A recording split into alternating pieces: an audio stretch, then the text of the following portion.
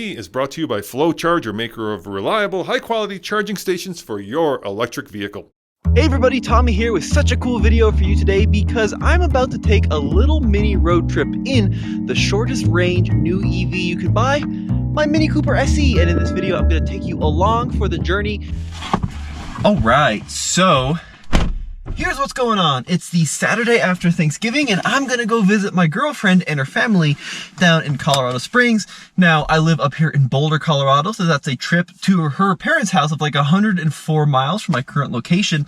And this Mini Cooper SE is rated at 114 miles of range. Then, of course, I gotta drive back up tomorrow and we're gonna do some driving around probably in the Springs as well. So certainly a lot more driving than I have range. So we're gonna have to kind of do a little bit of trip planning and figure out how we're gonna make this work. Now, let me show you what I'm starting out with here. So I fully charged this car overnight, so I'm sitting at 100% state of charge. Let me go ahead and reset the efficiency here. We're also going to reset the trip computer just like that. Now the car is predicting 83 miles of range, and here's the deal about the Mini Cooper SE. It's rated at 114 miles. This past summer I did a lot of driving from here in Boulder up to Fort Collins and back, which is a city that's like 50 miles away, and on backcountry roads, speed limit's 55 to 65, I was easily squeezing out like 125, 130 miles out of this battery pack. But that was during the summer on the factory wheels and tires, which was this Aero Design and summer tires, which are very efficient tires. Now, it's winter here in Colorado. It's currently 37 degrees Fahrenheit outside, and I'm rolling on my winter wheels and my winter tires. So this is a 16-inch wheel, not an Aero Design, and then the Michelin Cross Climate 2 tire. And what I found out about these tires last season is that on similar days, similar conditions, similar speeds, I lose roughly 20 miles of range on them, which is a significant amount when you're talking about a car that's only got 114 miles to begin with.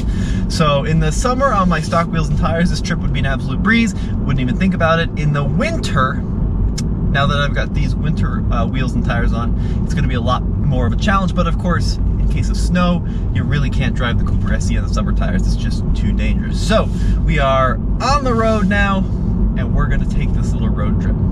Alright, so let's talk very briefly about this car. This is a 2022 Mini Cooper SE. Now, the company bought this car back in summer of last year, and then a couple months ago, I don't think I've told anyone this, but I actually bought it off of the company.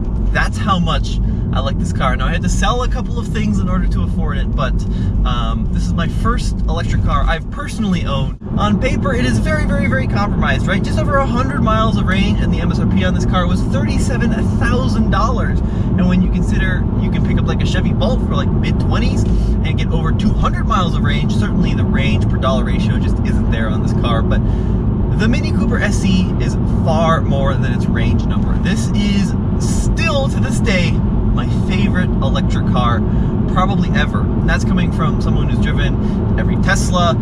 We have the Hummer EV, long-term the Lightning, right? I've driven every Rivian. I just love this car so much because it is the most fun you can have in an electric car. It's not the fastest, it certainly does not go the furthest, but it's the smallest, it's got the most charm, the most character, it's so zippy, it's really lightweight compared to most EVs on the market, and the build quality is next level. This leather on the steering wheel is softer than pretty much anything I've ever driven. This is like Rolls-Royce levels of steering wheel quality.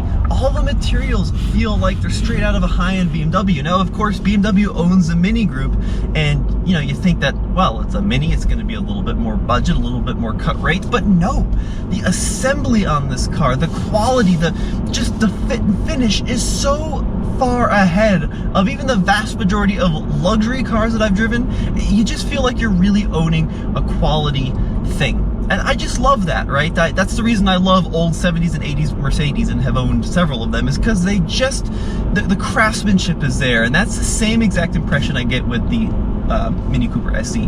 Now the powertrain in this car is also super solid. This thing is a little tank because what the BMW group did is they developed the i3, which was a groundbreaking electric car which came out in 2013 for the 2014 model year, and then they evolved it and evolved it and evolved it, and then they discontinued the i3, but they took the powertrain of the very last, the greatest i3 and stuck it in the Cooper SE. So they've had like 6 years of experience evolving this battery, this motor, this calibration, so that by the time they put it in the SE, it's just such a little brute of a car. I have the impression that this thing is going to travel a long distance before anything goes wrong. Now, I bought this car with just over 9,000 miles on it. It now has 12,362. I've put about 3,000 miles on it over the last couple of months, and I just try to drive it everywhere because I love it. And I bring the battery all the way down to like 2-3% pretty frequently, because once you learn kind of the ins and outs of how the Mini Cooper SE works, you can really reset your brain on how you drive the car. Now the range, 114 miles. It's like 45 miles to the airport, 45 miles back. I can typically do that on one charge. If there's a charger at the airport, I will plug in, because in the winter it gets a little bit sketchy. But really, there's enough chargers in the Denver metro area now, at least in our part of Colorado, where if I have to stop and plug in, I'm not sitting there for 25 minutes. It's typically like 5 to 7 minutes of charging, and then I'll be on my way just to get me to my destination where I'll have a charger, be it the home or the office, or like a restaurant I'm going to that probably has a charge point. So it does take a little bit more planning, but I really haven't had to adjust my life whatsoever. Now this trip to Colorado Springs, this one's gonna be a little bit more difficult, because as we get south of Denver, it really becomes more of a ghost town. There's not a whole lot of chargers in Colorado Springs. Some of the reliability of the chargers south of Denver get a little bit sketchy, so I think it's going to be a little bit interesting. But I got all these poinsettias I have to deliver to my girlfriend's family. Let's see if I can show it to you with one hand. Check that out. And I even got their dog a toy, and Luna needs her toy, so we got to find a way to make it there one way or another.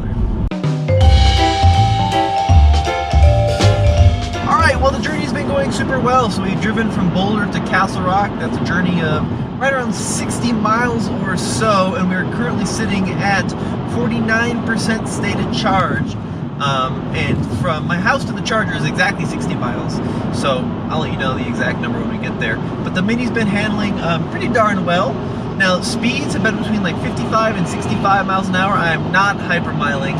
I'm just driving along with the same rate of traffic here, and yeah, so far things are going just fine. Now we're at 49% stated charge, right? So you're probably thinking, well, why don't you just keep pushing along, right? There's only 40 some miles to go, 45 miles to go, and I could, but I'm a little bit concerned about something, because my girlfriend's parents' house is very cool. It's over 100 years old, but I'm not entirely sure there's going to be a place to plug in at her house. And the charging infrastructure is fairly limited from here to Colorado Springs. So I'm going to stop here and put some juice in the battery just so we arrive there with a little bit of buffer, so when I leave tomorrow, if I have to, I can drive to a charger in the Springs and charge up to make the return journey. All right, well, here we are at the Electrify America in Castle Rock. There's the Ioniq 5 here. There's a Taycan over there. Now this station is down. This one is reading active, and I'm going to try a trick which works really well on Electrify America. If you go into the app like this, we can go charger number 3 on the app and start charging this way. And nothing's happening on the screen. It's just not a good sign. Come on. This has not been a great experience so far. Okay, it says initiating charging, but the screen is not showing anything. Here, I'll try plugging it in. Maybe we can do it the old-fashioned way.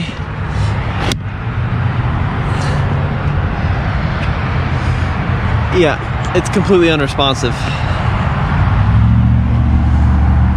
I am plugged in, and it's just not working. So we got 2 occupied stalls, and then this one is not working. So now things are about to get a little bit sticky, because between here and the Springs is not really much. And how many miles is it to the Springs? 47 miles. I have 48%. I'm not really going to do that either, especially because speeds increase. And I can go a little bit below the speed limit, but not super low. So let me see what my other options are, because it's looking a little bit bleak. Well, it looks like it was my lucky day, because the guy in the Ioniq 5 is leaving. So now I think I can charge up my Mini, and we don't have to stress about range anxiety. Except he's just sitting there. Oh, come on now. I got places to be, my good dude. Please plug in.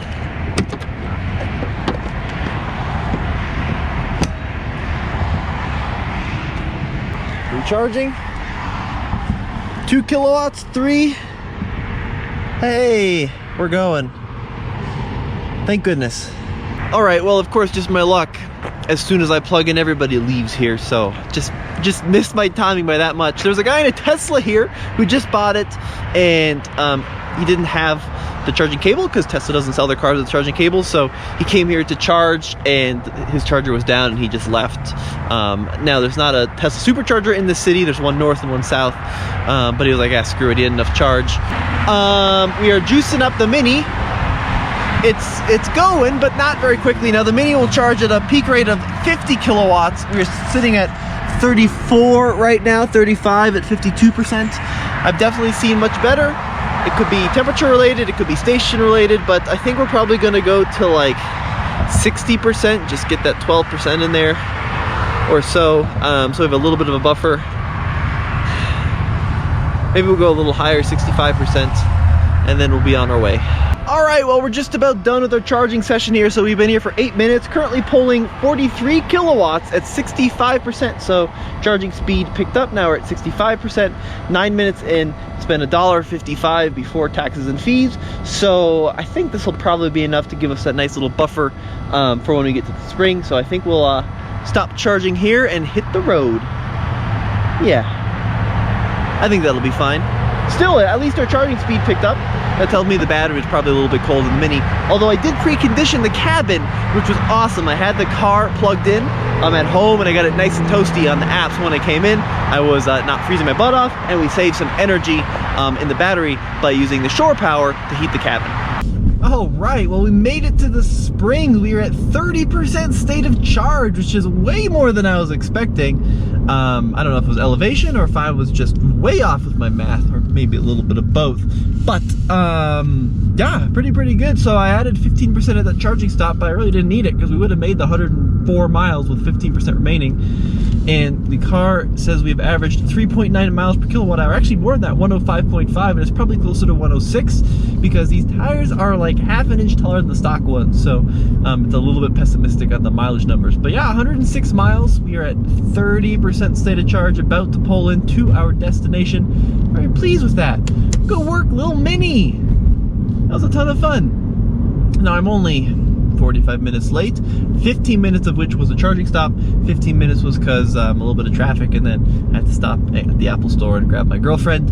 A little surprise. So yeah, pretty good drive. I will catch up with you later.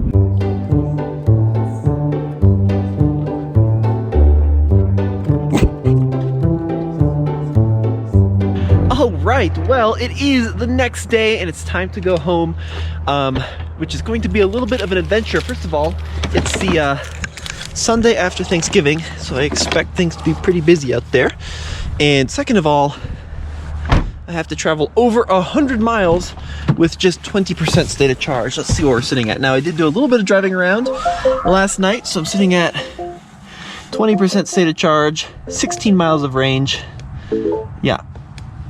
This is going to be a little bit interesting, I think. So, let's see how far we've driven so far. 115 miles.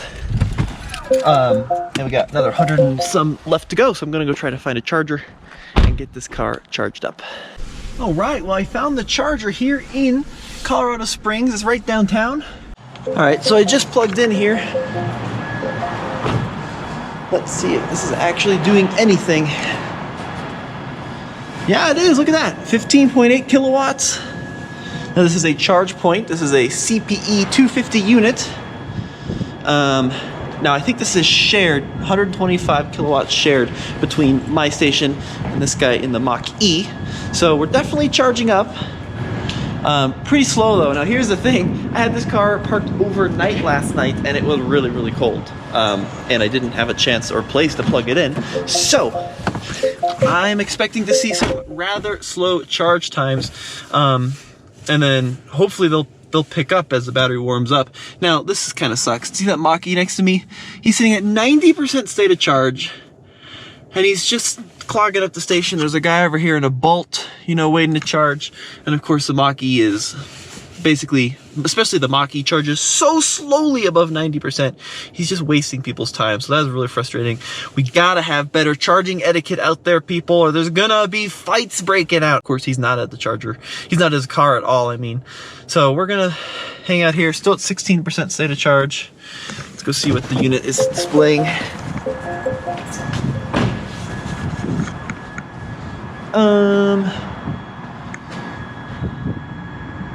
Half a kilowatt hour added, 16.7 kilowatts, and I do believe it is free, at least to charge, and I think $1 to park or something. So I'm gonna keep charging up here up to 17. That's good. So we're going a little bit faster, and then I'll let you know how long I'm here for. Now, here's the thing. To make it home from here, I'd probably have to go to full, because we're like 100 miles from home. I'm only going to go to 80% or so, maybe 70%, depending on how fast this is actually going to pick up charging. And then as I get closer to Denver, where there's a lot more chargers, that's really where I'm going to plug in for a short period just to make it home. All right, so status update. Things are not going super fast. We're at 52%. We plugged in at like, I don't know, 105 or something. So we've been here for 30 minutes. We've put over 35% into the battery, which is okay, I guess. But this is what really is bugging me. So this guy in the Mach-E is sitting at 99% state of charge, or at least his car is. He's nowhere to be found. There's this guy waiting in the Bolt, and he's clogging up the station. The other thing which is annoying is that this is supposed to be 125 kilowatt DC shared, but it's more like a 64 kilowatt DC shared. All right, so we've been here for about 45 minutes or so. We are almost to 80% state of charge, and that's when we're gonna probably unplug. Now, the reason I decided to stay here a little bit longer than maybe I typically would have is because it's Thanksgiving weekend, and I know the chargers are gonna be really busy, especially toward Denver. I don't wanna, I mean, ideally I'd stay here a little bit longer. I'd love to make the stretch of one drive, but there's this guy here waiting, and he's been waiting here long enough. So I think 79-80% is gonna do it. Now this Mach-E has been plugged in here now for an hour and 20 minutes, and he has been sitting at a full charge now for probably 5 minutes or so. Just blocking the charger. There we go, 80%. I think that'll do the trick. Let's go ahead and unplug it. Now, once he stopped charging, actually my charging rate went up, which is good. So we're gonna go ahead and stop charging. Yes, stop charging. So we added 20.861 kilowatt hours in 45 minutes. There's that Mach-E just plugged in. Now, it does have brand new temporary tags, so it is a new EV driver, so we'll give him the benefit of the doubt. But even still, that was quite the long wait for that guy in the Bolt. So we're gonna try to get out of here as quick as possible and let him charge up as well. And then we're gonna try to drive efficiently to make it as far into Denver as possible, because I'm also racing traffic. Holiday weekend, I'm thinking traffic's gonna be pretty bad. So we're gonna go into green mode, 65 miles an hour or so, and see what we can do. No one hit the pole, that would be bad. Thank this guy. All right, on our way. So we've driven right around 45 miles. We're heading back north to Boulder, Colorado. We're sitting at 42% state of charge. Now I have another 60 miles or so to make it home, and 42% is not going to do it. Now, I could go into Denver, which is of course our big city where there's a bunch of chargers, but that means kind of having to deal with Denver traffic getting off the highway. I'm going to try this Castle Rock charger, which is just outside of the city. This is the same stop we stopped at yesterday, actually. Now yesterday, 2 out of the 4 chargers were unavailable. So we're gonna see how it's looking today. I'm not super hopeful, but another reason I really want to stop here is that it's right next to my favorite chicken place. Now, if we do stop here, we're only gonna need right around 20% to get home, 15-20% to kind of fill that deficit that we're running right now. So I'm hoping that we'll be able to get a charger here, but with 2 out of the 4 unavailable, we're gonna have to wait and see. Oh, bummer.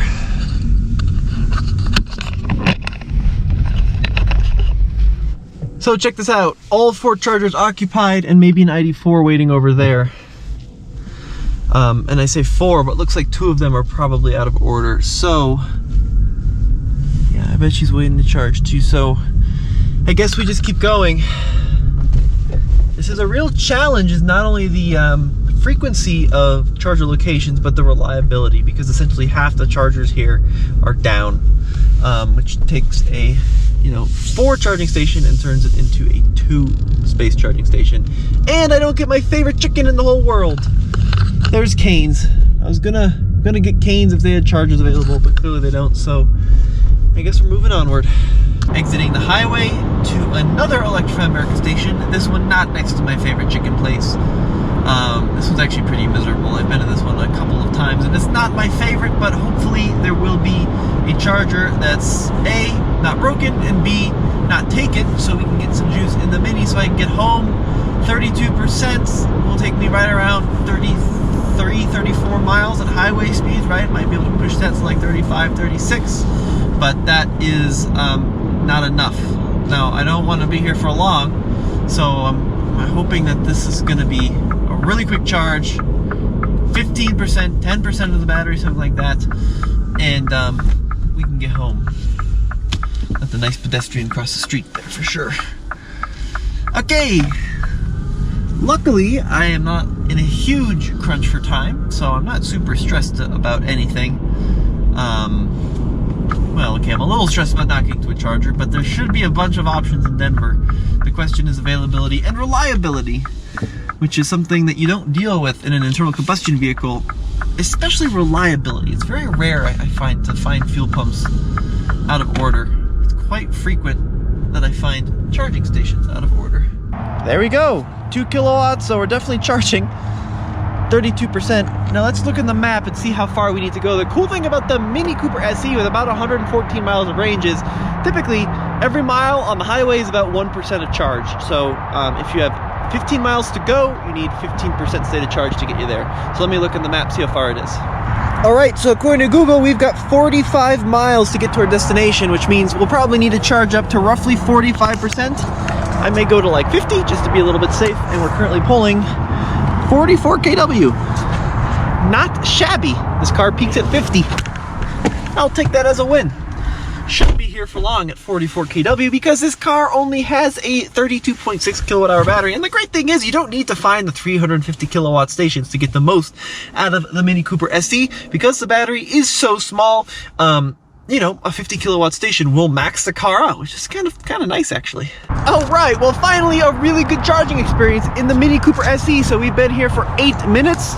We have held a solid 46 kilowatts and we are up to 52% state of charge. Yes, pretty good. And this is an empty station. I'm so glad I didn't wait in Castle Rock. Back to my destination. Yahoo! All right, well, the journey has come to an end. We are back here in Boulder, Colorado. The Mini made it proud, but let's see what some of the trip stats were, how far we drove, what our average speed was, how much we spent, that kind of thing. So let's go ahead and start the motor. There we go. So total driven over the last 2 days, 221.9 miles, and the car is predicting 12 miles of range left. You can see we are down to 1 click there on the battery. So we are at 14% state of charge, so we actually were very efficient on that last little leg, so I could still go another 14 or 15 or 16 miles or so, depending on the driving conditions on these tires. There's a date. And then we averaged 4 miles per kilowatt hour, which is really pretty good. Now, on the summer wheel and tire setup I have in this car, I can typically do like 4.4 miles per kilowatt hour, so we're a little bit off the pace on these winter tires with these non-aero wheels. Now, the amount I've spent on this trip, so over those 220 miles, just over $4, like $4.20 or so, which is very affordable. So that same trip, if your gas car got 25 miles per gallon, that would cost you like $32 or so. So certainly driving electric was a lot more affordable, But the hour-and-a-half trip it took to drive from Colorado Springs to Boulder really was a 2.5-hour trip. So we added about an hour of charging to that trip. Now, some things I would have changed. Well, this should be the biggest takeaway of this video. If I had a chance to plug the Mini in at my girlfriend's house in Colorado Springs, even on level 1, that 24 hours I was there would have given me a full charge, and that would have cut my charging down to maybe 5 minutes. I probably even could have made it if I really pushed it on that one charge. So that's a game changer. Instead, I spent 45 minutes charging at that level 3, which was only delivering like 30 kilowatts. That was my mistake too. I should have probably found a different charger in the Springs. They're pretty far and few between. So we didn't have a lot of options. Now, the other big takeaway too is lines and reliability. The infrastructure throughout the Denver metro area is huge. They're everywhere, but reliability of chargers certainly needs big improvement. And now as we're seeing a lot more EVs, lines are also starting to come into play, waiting for chargers. Well, let us know what you guys think in the comment section below. Still love the Mini. It's not much of a road tripper, let's be completely honest about that, but it was a fun drive, and I'll see you in the next video.